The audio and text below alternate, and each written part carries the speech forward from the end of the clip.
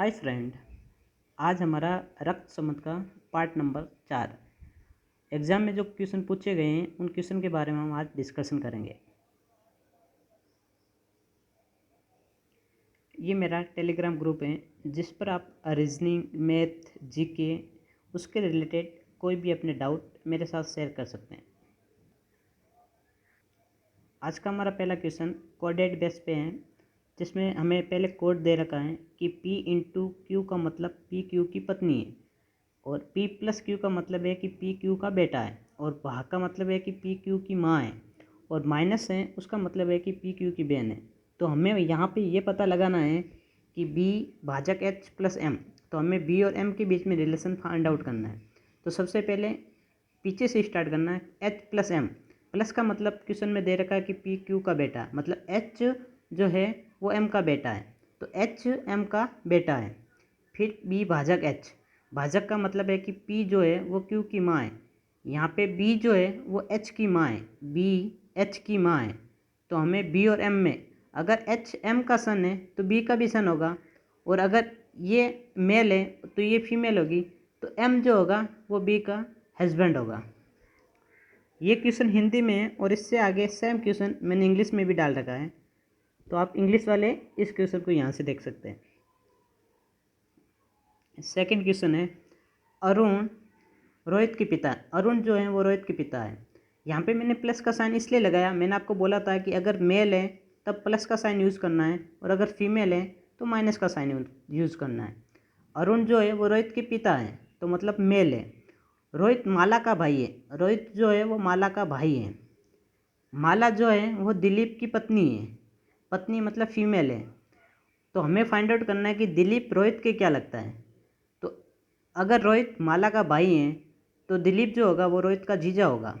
तो हमारा जो आंसर होगा वो होगा कि दिलीप रोहित के जीजा जी होंगे।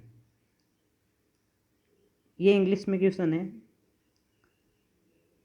थर्ड क्वेश्चन है कि पी क्यू का भाई है।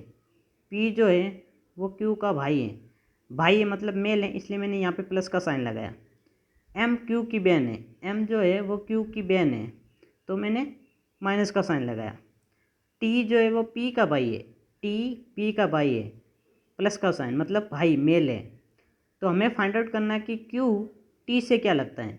हमें क्यू का जेंडर मालूम नहीं है कि ये मेल है या फीमेल, इसलिए हम ये नहीं कह सकते हैं कि ये लड़की है या लड़का। तो हमारा जो आंसर होगा वो होगा कि क्यू जो है वो टी के भाई या बहन कुछ भी लग सकता है। ये सेम क्वेश्चन इंग्लिश में।